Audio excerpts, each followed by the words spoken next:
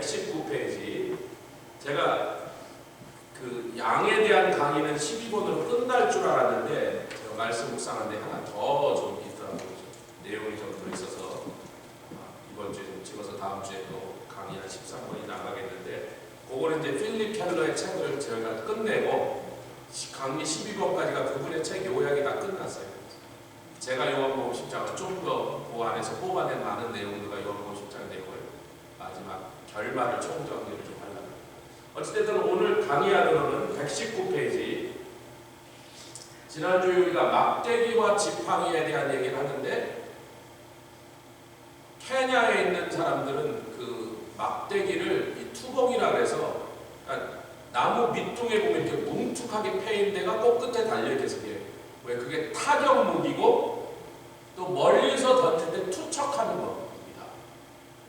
현대 필립 켈러 자기는 그냥 총 들고 있었대요. 라이플 들고. 뭐 라이플이야 뭐 1마일, 2마일 밖에 있는 늑대도 쏴 죽여버린다.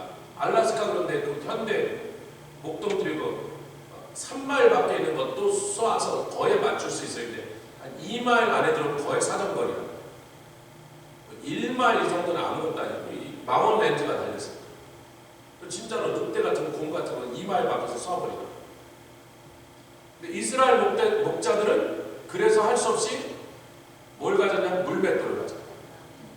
막대기, 지팡이, 여기 주머니에는 물맷돌. 돌들이 그 안에 몇 개 들어있는 거예요. 왜냐하면 짐승이 양한테 벌써 덤벼들기 전에 먼저 때려서 그걸 쫓아내든지 죽여야지 얼마나 빨리 달리지. 그런 늑대나 이런 것들 10초에 100m예요. 1초에 10m를 뛰어요. 그러니까 봤다 그러면 벌써 양 하나 뿌린 거예요. 그것만 또 힘든 게 아니고 양의 본능상 맹수가 달려오는 기척만 나면 수백 수천 마리가 산지사방으로 흩어져 버리는데 그놈들을 다시 잡아오는 것도 어렵지만 그거를 맹수가 노리는 거예요. 확 흩어놓은 그 다음에 약한 놈이나 어린 놈이나 좀 다친 놈 확 뿌려갖고 가려는 거니까. 그러니까 일단 양떼가 확 흩어진다면 더 지켜줄 수가 없는 거예요. 그러니까 맹수가 가까이 오기 전에 날려야 되는 거예요. 쫓아가서 잡을 새가 없는 거예요. 사실 맹수 가까이 가서 싸우는 건 별로 목자도 원하는 바는 아니지만 할퀴고 붙는데 뭐 잘못하면 자기도 막대기로 아무리 때려도 잘못하면 공발에 한번 맞으면 곤란하니까. 물맷돌 연습을 하는데 아프리카 어린아이들 그 투봉 나무로 된 거지만 이 아프리카 전사들은 원래 옛날부터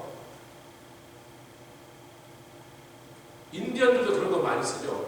막대기가 있고 끝에 이만한 뭉툭한 거 갖고 사람을 때리는 타격 무기를 많이 썼어요. 왜냐하면 쇠는요, 날카롭게 하는 쇠는요 2,000도 3,000도 이상을 올려야 돼.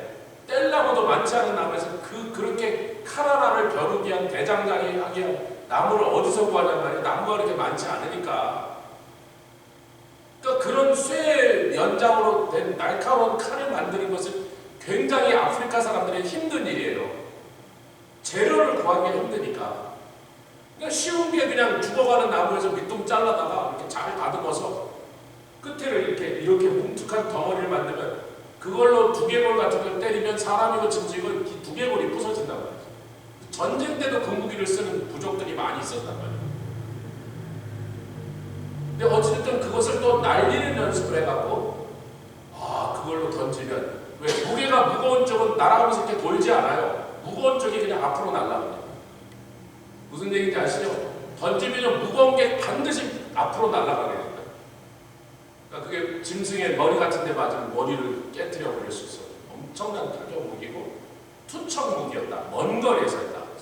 라이플이든지 투봉이든지 물맷들인지 똑같은 원리다. 짐승이 멀리 있을 때 때려버려서 쫓아보내야 된다.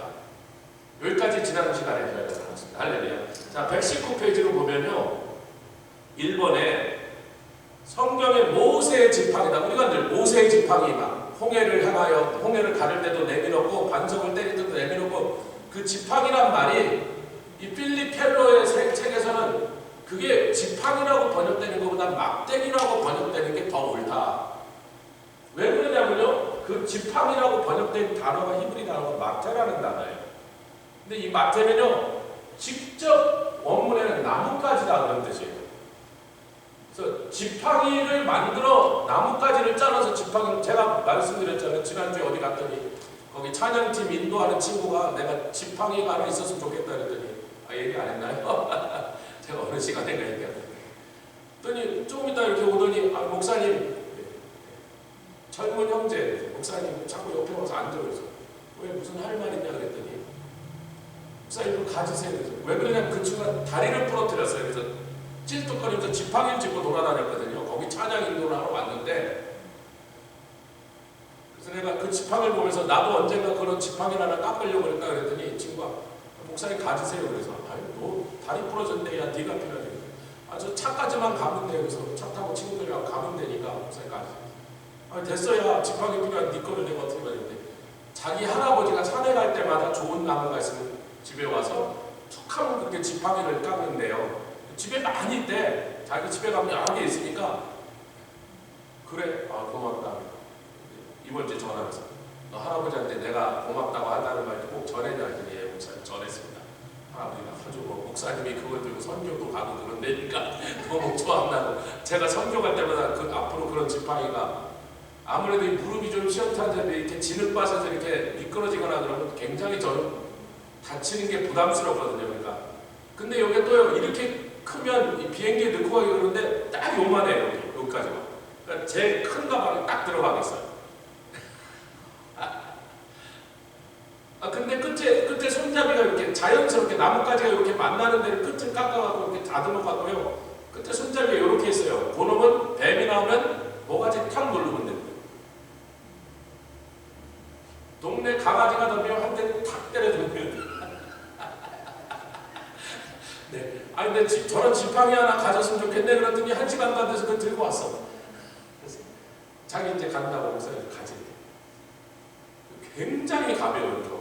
반짝반짝하게 무슨 칠을 해놨어요. 잘 깎은 다음에 모양을 잡고 밑에다 이렇게 미끄러지지 말라고 이렇게 고무로 이렇게 그것까지 끼워놔서 할아버지가 그렇게 해놨대. 집에 가면 여러 개 깎아놨대요. 산에 갈 때마다 보이면 하나씩 이렇게 좋은 나무가 있으면 깎아갖고. 무슨 나무냐 할 때 아마 옥추인 것 같다고. 참나무 같다고. 잘 부러지지도 않고 든든하고 굉장히 가벼워요. 별로 이렇게 굵지 않고 이렇게 가늘어. 근데 이렇게 짚어보면 굉장히 힘이 있더라고요. 나중에 제가 이렇게 짚고 나면 목사님 다리 다쳐서 그런 게 아니고 지팡이 자랑하려고 제가 들고 나갑니다. 그래서 모세가 지팡이였다고 하는데 왜 이분은 이게 막대기였냐고 생각하냐면, 물론 지팡이도 이 나뭇가지로 만들지만 막대기도 만들고 이게 능력을 상징하는 거니까 막대기는 타격용이거든요. 지팡이는 끝이 이렇게 꼬부라진 이유가 뭐라고? 양의 곱슬거리는 털을 낭떠러지나 잡기 힘든데 덤불 속에 들어갔을 때 그 곱슬거리는 털에다 이렇게 끼우면 탁 당기면 된단 말이에요. 그건 타격용이 아니에요. 양을 때리려고 그러는 게 아니고 짐승을 때리는 데 그걸 사용하는 거예요. 부드럽게 양을 건져주는데 혹은 이렇게 툭툭 쳐갖고 양을 이렇게 밀어갖고 지 어미한테 보내고 이런 데 쓴다. 근데 막대기는 이 공격무기라고. 그러니까 이게 지팡이가 아니고 막대기라고 번역해야 더 좋았을 것 같다라고 생각한다는 거예요. 그래서 이제 성경을 살펴보니까 구약 성경에 우리 구약 성경에 막대기라고 번역된 단어가 쉐베트가 있는데 똑같은 단어를 시편에서는 지팡이라고 번역했어요. 또 지팡이라고 번역된 단어가 마케다가 있는데 똑같은 단어를 사무엘상 이게 다윗 때입니다. 막대기라고 번역했다. 그러니까 성경의 막대기와 지팡이는 그냥 막 혼용해서 쓰는 거예요.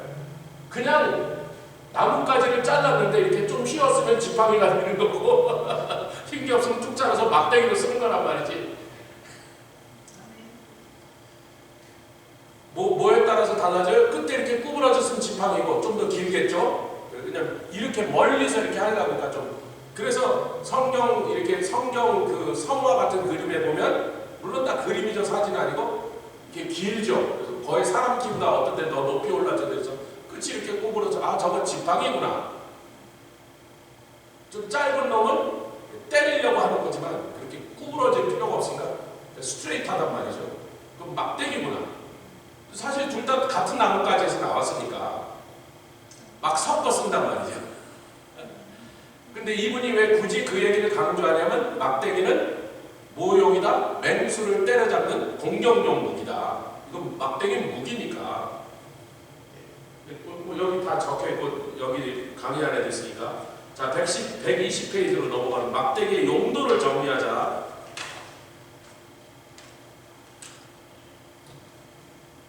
여러분, 성경에 쑥이라는 단어가 있죠. 제가 요새 한국에서 주문한 책을 받아다가 성서식물학을 우리 한국 사람은 유일하게 그걸 전공, 이스라엘에서 그분이 순복음교회 전도사님이세요. 여자 전도사님이.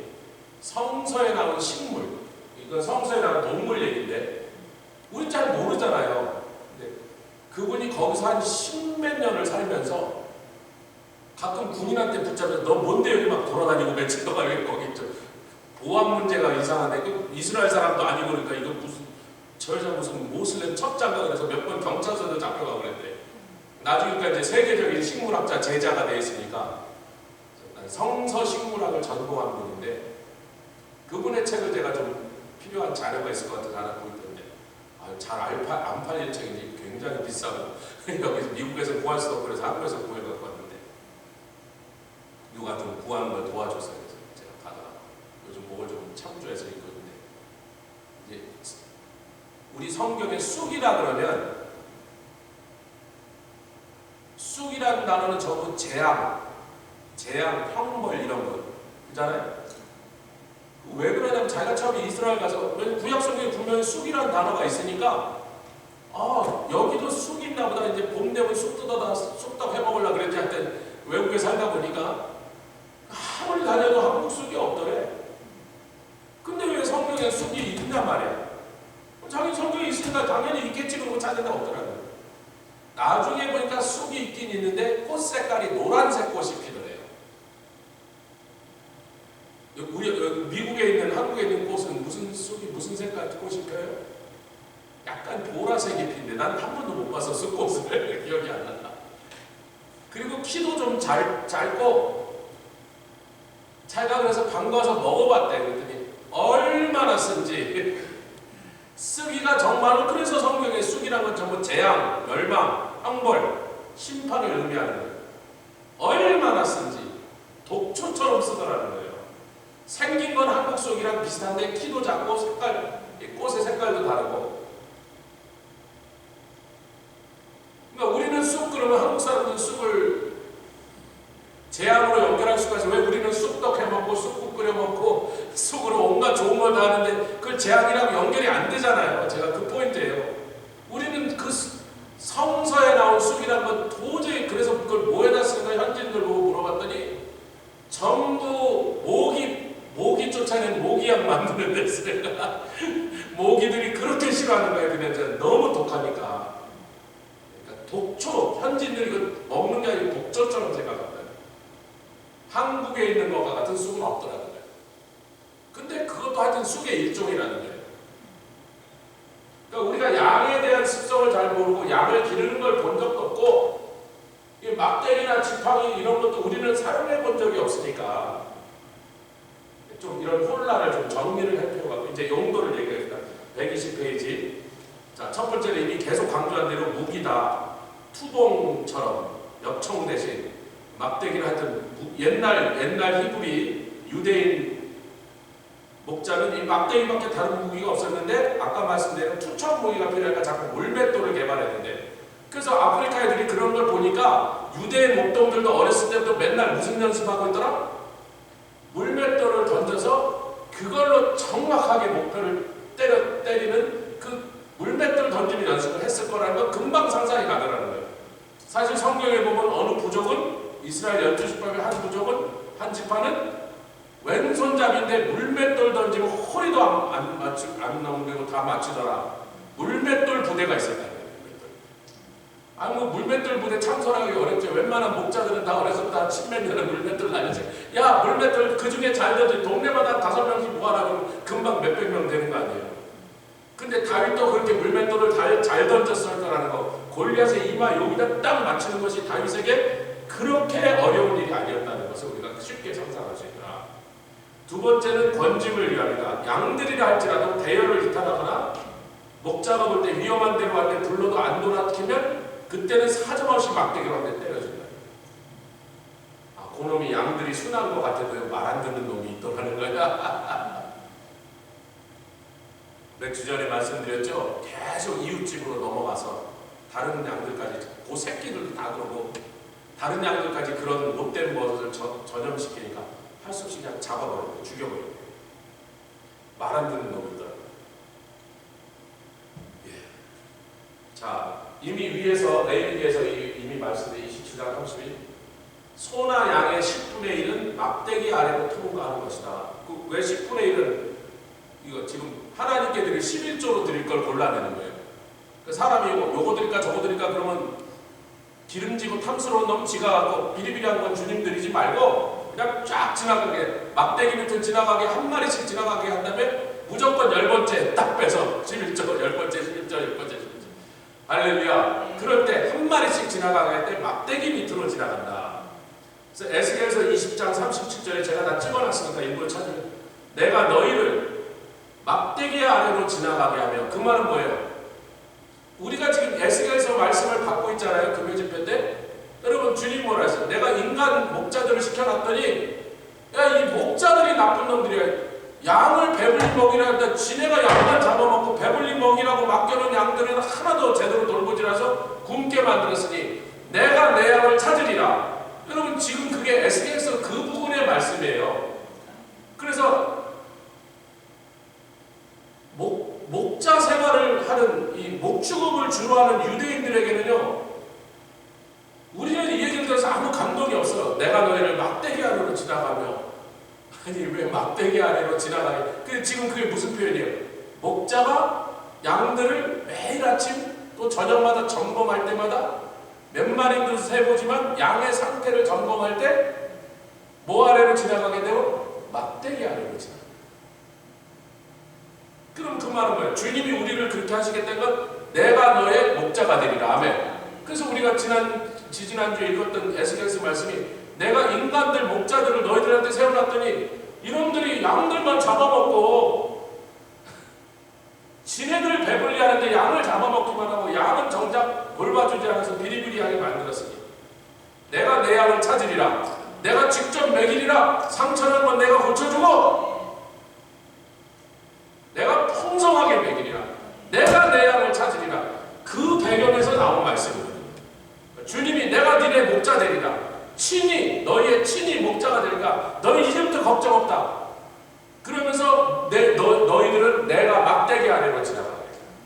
그 말은 무슨 표현이냐고요? 아침 저녁으로 내가 너희의 상태를 살펴주리라.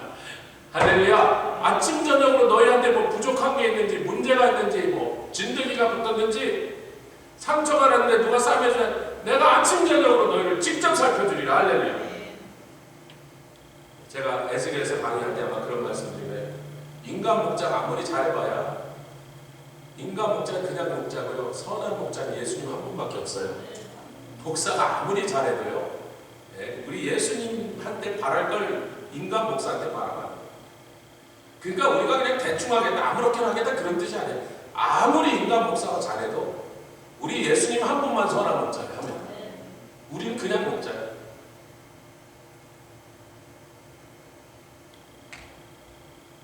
주님이 직접 우리를 챙기시겠다. 챙기시겠다. 내가 직접 내 양을 돌보라. 아멘. 그게 어떻게 가능하게? 성령으로 오셔서 그 일을 하시겠다. 할렐루야. 여러분, 우리 성령파 교회니까 오늘도 지금 계속 제가 말씀드립니다. 여기다 오게 해갖고 거의 40-50분 문제는 와.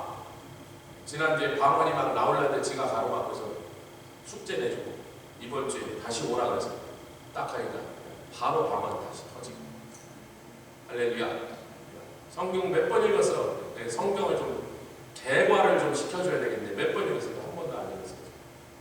그 즉석에서 2시간 동안 창세기부터 요한계시록까지 전체 개괄을 2시간에 시켜주고. 그래서 지금 몇 살이야? 30 몇 살이야.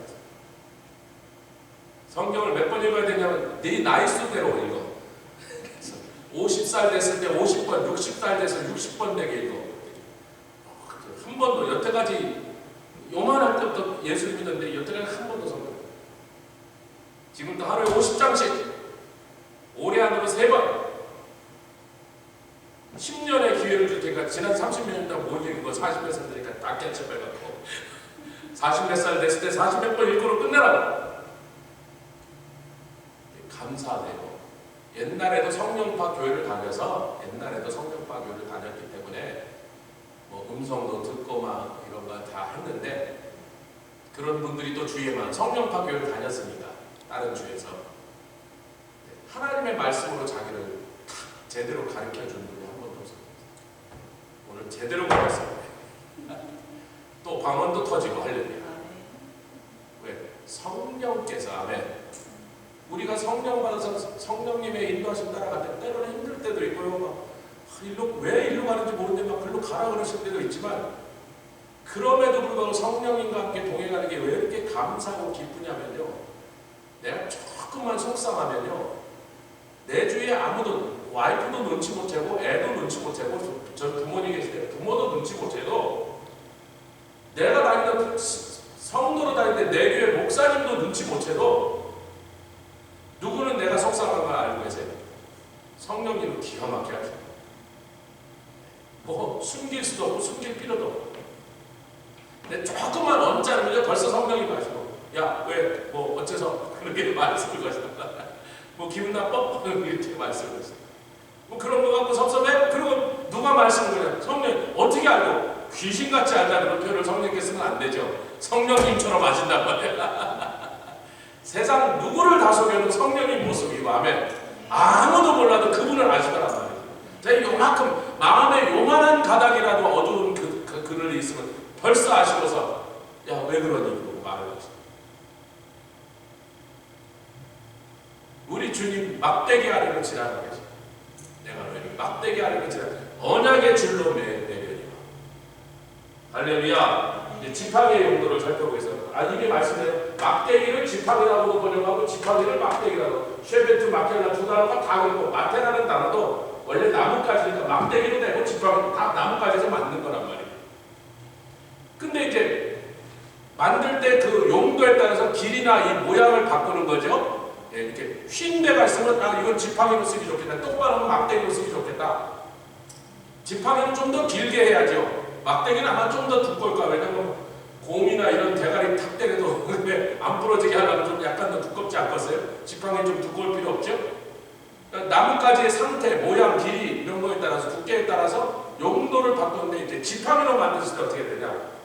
목자가 아무리 양을 외도 새끼 양을 그래도 어미 양들이 가끔은 좀 돌봐줘야 될 때가 있는데, 뭐 핥아주고 이런 거 어미 양들이 해야 되는데, 어미 양이 사람의 손냄새가 자기 새끼한테서 너무 많이 묻으면 사람의 손냄새를 싫어해서 안 만지려고 해요. 그런 짐승 많아요. 토끼 새끼 만졌다, 사슴 새끼 딱 만졌다, 사람 냄새 딱 나면 그 다음부터 어미가 안 만져요. 심지어는 토끼 같은 놈은요, 불안해서 물어 죽여버려요. 자기 새끼를 물어 죽여요. 우리 사슴 새끼를 하나 저 파킹랏에다, 새끼를 파킹랏에 놓고 가서 주일날 아침에 찬양이가 초롱이가 가다 보고 아침 내내 나를 들고 가, 어떻게 아빠 어떻게 막 그래서 좀 더 어렸을 때지. 야 어떡하긴 그거 건드리면 안 돼. 저기 애니멀 그쪽 불러버렸대. 거기서 경찰이 왔어. 경찰이 와서 옮겼어요. 이거 건드려야 되지, 안 건드려. 잘했다. 이거 절대로 사람이 만지면 안 된다. 장갑을 끼고. 뭘 별꼴이다 해서 왜 그걸 주차장에 놨냐 그랬더니, 자기네 이 온노비 경사서가 이번 일주일 동안에 사슴 새끼 나오고 옮겨준 것만 해도 하루에 한 평균 5번씩 되냐. 사슴이 새끼 낳는 차인데 사방에 놓는데, 그걸 여기다 놓고 갔냐 그랬더니, 애미가 진통에 새끼를 낳고 너무 진이 빠져서 옮기지 못하고 새끼를 낳자마자 바로 숲에 들어가서 지금 풀을 좀 먹어서 젖이 나게 하려고 지금 빨리 가서 지금 풀을 뜯어먹고 오는 중이라는 거예요. 그동안 할 수 없는 거예요. 뭐 다른 짐승이 먹거나 뭐 솔개가 채가도 할 수 없는데, 자기가 와서 젖을 먹어야 와서 새끼를 돌볼 수가 있습니다. 그래서 자기가 이렇게 저 잔디밭으로 옮겨놨대요. 장갑을 이렇게. 손냄새, 사람 손냄새를 짐승들을 본능적으로 싫어한다. 그래서 새끼 양을 만질 때 손으로 만지지 못하고 지팡이로 이렇게 잡아갖고 밀고 당기고 해서 이렇게 어미 옆으로 이렇게 붙여주고 이렇게 한다는 거예요. 우리 몰랐던 얘기죠. 또 대열에서 이탈하는 놈 곱슬거린 털에다 지팡이 걸어서 팍 당기고, 벼랑에 갈 때도 당기고, 덤불 속에도 손이 안 닿는 데 있으면 잡아서 당겨버리고, 또 어떨 때는요, 양들이 조금 방향을 잘못 잡으려고 그러면 그냥 옆구리만 지팡이 끝으로 이렇게 툭툭 쳐줘도 왼쪽 치면 이쪽으로 가고 오른쪽 치면 저쪽으로 가고 뻔하잖아요. 그렇잖아요. 야, 일로 가라 그러면 이쪽으로 툭툭 치면 일로 가고, 또 너무 글로 가면 이쪽으로 가라면 일로 툭툭 치고, 그럴 때 지팡이를 쓴다는 거죠. 자, 주께서 내 원수의 목전에서 내게 상을 베푸신다. 이 상을 우리는 이렇게 밥상 이렇게 생각해요. 밥상. 원수의 목전에서 밥상을 베푸셨다. 근데 이분이 자기가 살던 케냐는 원래 영국 사람들이 들어와서 점령하기 전에 포르투갈 사람들이 왔다 갔다 했는데, 그 포르투갈어가 아마 그 현지 스와힐리어에 섞여서 그런지 상이라는 단어가 메사라는 단어인데 산 높은 고지를 메사라고 합니다. 나중에 알고 보니까 스페니시로도 메사라고 합니다. 제가 어렸을 때 저 캘리포니아 처음 왔던 동네에서 자동차 딜러가 미국에서 제일 많은 동네가 있어요. 한 3마일 동안 양쪽으로 자동차 딜러만 쫙 있어요. 한 딜러가 보통 블락 한 개씩 해갖고 3마일 동안 쫙 자동차 딜러만 있는데, 그 동네 이름이 코스타 메사. 스페니시 코스타는 알아. 코스트의 물가라면 거의 바닷가거든요. 메사는 뭔지 몰랐어. 지금 알았어요. 이번에 알았다고. 메사는 높은 산에 이렇게 고지다. 산 정상이라는 뜻이 아니라 산 위에 좀 평평하게 된 고지, 산지를 의미한다. 그런데 이 메사라는 단어가 영어로는 테이블이라고 번역된다는 거죠. 그러니까 스페인어로 혹은 포르투기로 혹은 스와힐리로 다 메사라고 부르는 게, 영어로 직역하면 메사가 테이블인데 그게 말하는 게 밥상이 아니고 산에 있는 이렇게 분지처럼 이렇게 정상 가까이 갔을 때 이렇게 좀 평평하게 된 그 고지를 메사라고 부른다. 저는 어렸을 때 굉장히 좋아했던 문학 작품 중에 하나가 고원의 핀 사랑이라는 책을 좋아했었어요. 누가 썼더라? 스코틀랜드 문인인데, 고원이라는 것을요 높은 고원이라고 생각했어요. 가보니까 스코틀랜드 제가 여행을 쭉 가보니까 그때서 처음 알았어.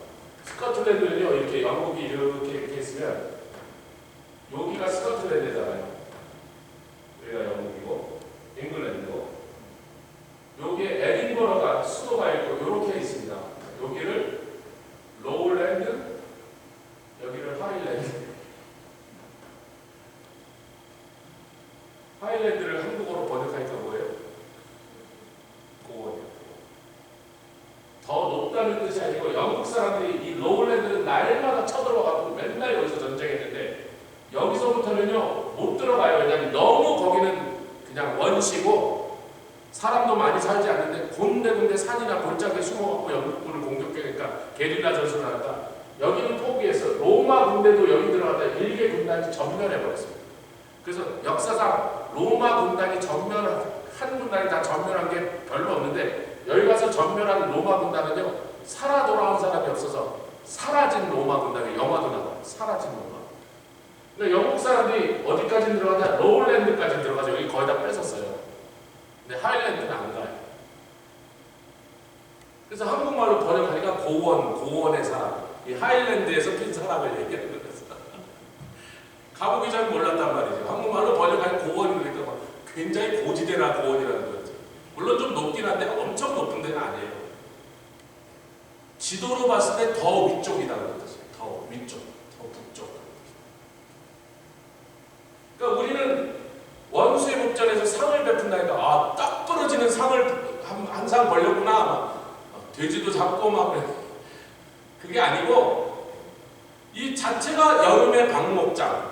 양들한테 그게 상이라는 말이죠. 양한테 그게 상이죠. 뭐 눈에 보이는 끝까지 아름답고 맛있는 풀이 풍성하게 자라고, 여름 내내 거기서 막 날씨도 시원하면서 막 또 막 풀들이 빨리빨리 자라서 지네들 먹는 속도보다 항상 풀이 풍성하니까 상이 맞죠?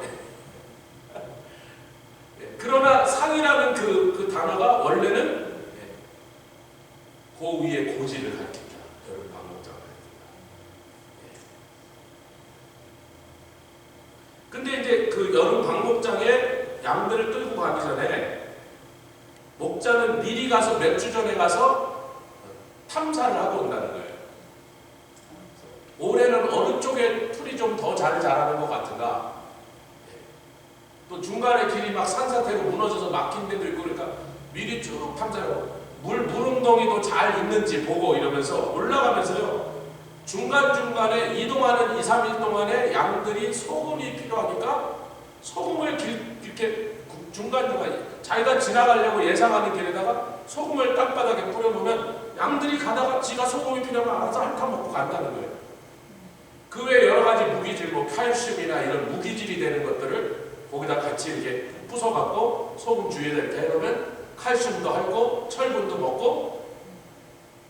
제가 말씀드렸죠. 염소 방목하는 사람들 염소를 불러올 방법에서 이놈들 절대로 안 와. 가서 한 놈 한 놈 가서 막 밧줄로 걸어서 막 몸싸움에서 끌고 가야 돼. 염소를 부르는 방법이 있어요. 염소 집 키우는 사람들이 산에다 방목하는데 소금을 손에 딱 들고 야 일로 와 그럼 소금 할 때로 다 와요. 앞으로 아셨죠? 혹시 염소를 방목하는지. 왜? 그놈들이 자연에서 절대로 지네 스스로는 그것을 확보할 방법이 없는 게 딱 하나가 뭐예요? 소금은 지네가 무슨 방법이 있어도 지네가 소금을 찾아낼 방법이 없어요. 그래서 항상 몸에 소금이 부족하니까 사람이 소금을 들고 일로 오라면 소금 할 때로는 염소가 됩니다. 모든 짐승들이 소금이 필요합니다.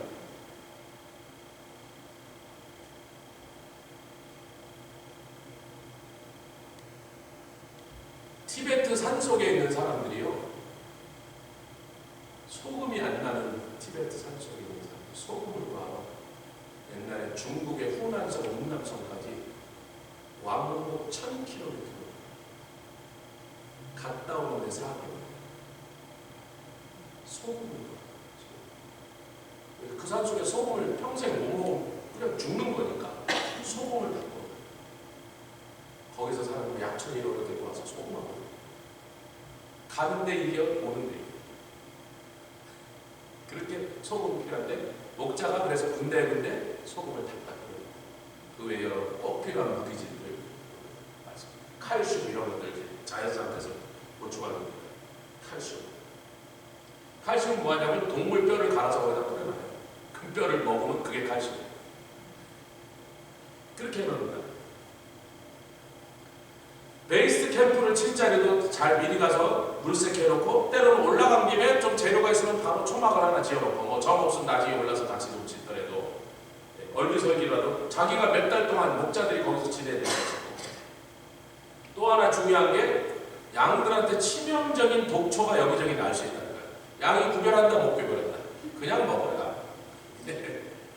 그러니까 그 독초를 목자가 보고서 제거해야 되는데 이 필립 켈러가 사는 그 아프리카에 있는 목장에는 저도 모르는 풀이지만 카마스라는 풀이 자라는데 조금만 먹으면 그냥 즉사할 정도로 그 독성이 굉장히 강한 맹독성이 있어서 언제나 다니면서 그 풀이 자라는지를 미리 보고 혹시라도 보이면 빨리빨리 뽑아야지.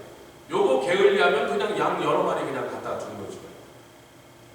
그래서 양을 사랑하기도 하지만 또 양이 재산이니까 자기 거기다가 있는 재산 다 털어서 양농장을 시작했으니까 그런 재산의 손해를 안, 또 양하고 이렇게 친분이 생겨서 그 양들을 잃지 않으려면 짐승을 키우는 사람은 하여튼 어느 날 아침에 나가보니까 그게 뭐 소든지 양이든지 닭이든지 맹수들의 공격을 막든지 뭐 뱀에 물려들기 위해서 짐승이 죽어있는 거 보면 그렇게 속상해요. 그건 똑같아요. 인간의 마음도 똑같아요.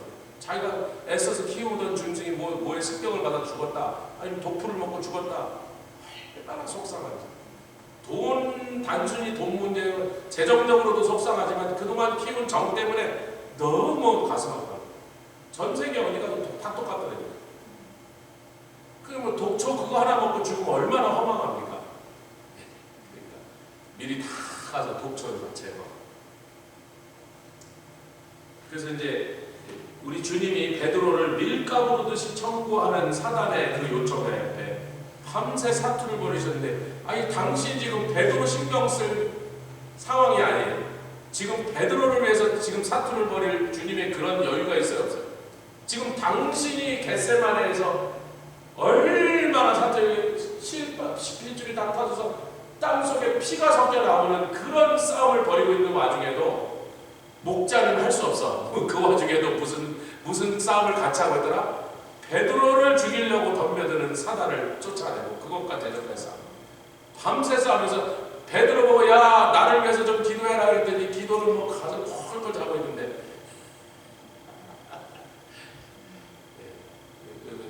우리 쌍들 야 이거 좀 갖다 버려 그러고 티모티 잡아서 버려요. 투덜거리면서 한 놈은 절대로 안 와. 오늘은 티모티가 그래도 절대로 안 온 놈도 시키려고 야 너 와서 이거 버려 그랬더니 두리채도 하나 절로 가. 그래서 야 티모티 일로 와서 이거 버려 그랬더니 버렸는데 거기 제가 이렇게 뭐 필요한 도구가 있는데 저쪽에 아티스트가 여기 있어서 이것도 갖다 놔 그랬더니 나중에 보니까 쓰레기통에 버려놨어. 이것도 버리라는 줄 알고 에이씨 시키느니 내가 하지.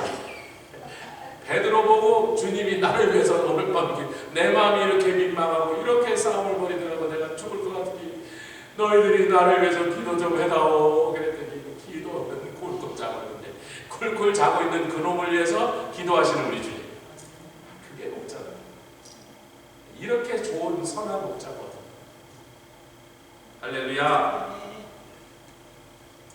그 다음에 122페이지는 이미 말씀드리신 것입니다. 수목 경계선보다 위에 있어서 숲이 쫙 우거진 데보다 더 위로 올라갔기 때문에 그냥 탁 트인 넓은 공원에 풀만 이렇게 있는 넓은 평평한 땅에서 양들을 놓아 키우지만 잠시도 방치하면 안 되는 이유가 맹수들이 그래도 절대로 왜 자기네들은 생존에 아니 그 양 하나 후려가면 한 며칠 잘 먹는데 혹은 새끼를 건드리겠다면 새끼 쫙쫙 찢으면 얼마나 좋겠어요. 맹수들 입장에서는 그건 뭐 절대로 쉽게 포기하지 않아요. 그러니까 어찌됐든 숲을 그 속에 딱 숨어 있어요. 호시탐탐 기를 잠시 목자가 뭐 낮잠을 자든지 하여튼 뭐 지나가는 아가씨 쳐다보고 뭐 수작 걸고 있든지 하여튼 목자가 잠시 정신을 차리면 막 달려가서 한 마리 후려받고 자기는 잘 산다만 2, 3일 쫙 먹고 있는데 어느 맹수가 그걸 포기하겠냐고. 그러니까 비록 눈으로 볼 때는 양들이 숲속이 좀 떨어져 있어서 한 50m, 100m 이상 떨어져 있으니까 위험이 없는 것처럼 보인단 말이에요. 경험 있는 목자 처음 올라간 어린 애들이라면 아이고 여기 무슨 맹수가 어딨냔 말이에요. 눈에 탁 트인데 양들은 다 보이고 양들 제일 주변에서 숲은 저기 뭐 몇백 미터 떨어진 데 있는데 제가 말씀드렸지 늑대 한 마리가 뛰면 100m를 10초래니까 죽이지 않아도 확 한 번 배 같은 데를 한번 핥으면 이미 창자가 쏟아나 죽었어요. 안 하면. 그러니까 20초예요. 20초. 200m 20초. 300m 30초.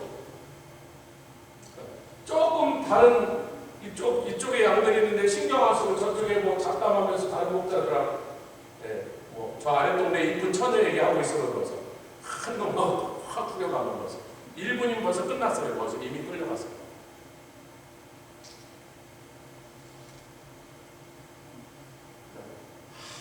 아무리 한가하고 평온한 것 같이 양들의 눈에 보여도 목자는 잠시도 쉬지 못하고 조금이라도 경계를 게을리할 수 없더라. 아멘. 우리 주님이 그러고 계시다. 거기서는 편안한 집이 아닙니다. 또 가끔 거기서 맹장 수술하다 맹장이 터져서 죽을 뻔한 양 목자 얘기를 제가 다 들었는데 산에서 맹장이 터졌어. 몇 시간 안에 산 밑에 내려가야 되잖아요. 산 위에 무슨 약방이 있습니까? 약이 있습니까? 병원이 있습니까? 의사가 있습니까? 거기서 내려오는데 2, 3일 걸리는 산 위에 올라가 있다. 젊고 건장한 사람들만 마을에서 뽑아서 올려보낸다. 좀 건강이 시원찮은데 거기서 갑자기 막 문제가 생기면 어떡하냐 말이죠.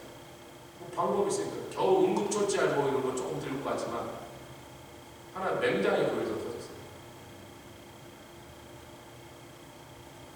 제대로 자기네 집처럼 편안한 집도 아니고 제대로 된 집이 얼기설기 그냥 초막 하나 얹고 춥고 비들어치고 축축하고 그 불편한데 몇 달 동안을 오로지 양 살찌우고자 하는 그 마음. 양이 살찌고 건강하기만 한다면 그 수고를 마다하지 않는 게 진짜 목자입니다. 우리가 오늘 요한복음 10장을 읽었지만 사건의 목자들, 또 우리의 문으로 들어가지 않고 다른 데로 넘어온 자들이 있었어 없어요? 그 전에 얼마나 많이 있었어요? 스가랴서 11장에 봅시다. 스가랴서 11장. 그거 읽고 마치겠습니다. 오늘 123페이지까지 갔으니까 스가랴서 11장. 거기 막대기 얘기가 나오죠. 그 막대기 얘기가 왜 나오겠어요? 성경에 구약성의 막대기 그럼 다 목자라 그런 게 된 거죠. 11장 4절부터 읽겠습니다. 읽고 마칩니다. 설명이 필요 없으니까. 4절부터 8절까지 한 절씩. 여호와 나의 하나님이 가라사대 너는 잡힐 양떼를 먹이라. 산자들은 그들을 잡아도 죄가 없다고 판자들은 말하기를 내가 부욕해 되었은즉 여호와께 찬송하리라 하고. 나쁜 놈들이죠. 산자는 내가 돈 내고 샀어 그러고 판자는 이거 팔아갖고 내가 부자 됐어 여호와께 찬송하리라. 그 목자들은 그들을 양떼들을 불쌍히 여기지 아니한다. 6절 여호와가 말하노라 내가 다시는 이 땅 거민을 불쌍히 여기지 아니하고 그 사람을 각각 그 이웃의 손과 임금의 손에 붙이리니 그들이 이 땅을 칠지라도 내가 그 손에서 건져내지 아니하리라 하시고. 왜? 방백과 선지자와 제사장들과 중보자들의 죄 때문에 하나님이 이 땅에 하나님 진노하고 심판을 내리시겠다 말씀하시면서 7절 8절 읽고 말씀입니다. 시작. 내가 이 잡힐 양떼를 먹이니 참으로 가련한 양이라. 내가 이에 막대기 둘을 취하여 하나는 뭐라 그래요? 은총이라 하며 하나는 연락이라 하고 직접 양떼를 먹이세. 내가 이제 인간 목자 쓰지 않는다. 아멘. 아까 말씀드린 목사가 아무리 부지런하고 아무리 성도들을 잘 돌봐도 성령님 돌보시는 것에 대한 택도 없단 말이에요. 성령님이 아시는 것처럼 자기가 알 방법이 있나? 성령님처럼 정확하게 살 길을 가르쳐 주실 수가 있나? 아무리 목자가 열심히 하고 훌륭한 목사라 할지라도 성령님을 대신할 방법은 없더라는 거예요. 주님이 내가 직접 목자가 되랴 성령께서 그 일을 하신다는 거예요. 할렐루야. 8절 한 달 동안에 내가 그 세 목자를 들었으니 한 달에 세 목자를 파이어시켜서 왜? 이놈들이 양떼를 맡겼더니 뭐하더라? 모여서 잡담하고 양이 찢겨 가든지 체임을 당해서 가든지 동네 처녀 예쁜 처녀 얘기하고 딴짓하고 낮잠 자고 날마다 양들은 맹수한테 끌려. 제대로 먹이지도 않고 독불도 제거 안 하고 인간 목자들 맡겼더니 내 양들 다 죽이더라고요. 너 파이어 그랬더니 다음 놈 시간에 똑같아. 너도 파이어 그랬더니 그 다음 놈도 똑같아. 너도 파이어. 그 방법이 뭐예요? 안 되겠다. 내가 직접 돌봐야지. 물론 이건 구약이니까 성령론을 적나라하게 성령론으로 펼쳐서 이 얘기를 하지는 않습니다. 그러나 직접 내가 돌보리라 내가 그들과 함께하리라. 예수님이 요한복음 14장부터 계속 하시고 내가 가는 게 너희에게 유익이라 내가 가야 또 다른 보혜사가 오시니 그분이 오시면 너희를 모든 진리 가운데로 인도하시고 할렐루야. 너를 버리지 않냐고 떠나지 않냐고 항상 너희들을 풍성하게 먹이고. 그 요한복음 14, 15, 16, 17장까지 있는 성령을 보내시면서 주님이 하신 약속이에요. 풍성하게 하리라. 풍성한 너희들 직접 내가 너희를 돌보리라. 성령이 오셔서. 할렐루야. 구약이니까 그 성령 그렇게 언급을 하진 않았지만 내용, 액면은 그런 내용이다. 예수님이 우리의 목자신데 예수님이 당신의 영을 우리에게 보내사 당신이 우리와 함께 있을 수 있는 방법은 당신의 영 성령을 보내시는 수밖에 없더라. 그분은 가셨기 때문에 육신으로 오시지 않고 다시 성령으로 우리에게 보내사 직접 내가 너와 함께 하리라. 내가 너희를 절대로 떠나지 않으리라. 날마다 불꽃 같은 눈으로 너를 지키고 너희가 밤에 평안히 눕고 잘 수 있도록 내가 졸지도 자지도 않고 너희들을 지키리라. 목자의 거죠. 같이 기도하겠습니다. 주님 감사합니다. 오늘도 이렇게 주님의 그 사랑의 마음, 선한 목자의 마음, 참 목자의 마음 우리에게 말씀을 통하여 보여주시고 인간 목자를 아무리 맡겨도 당신의 양을 사랑하지 않고 당신의 양을 당신이 돌보는 것처럼 돌보는 목자를 찾을 수 없습니다.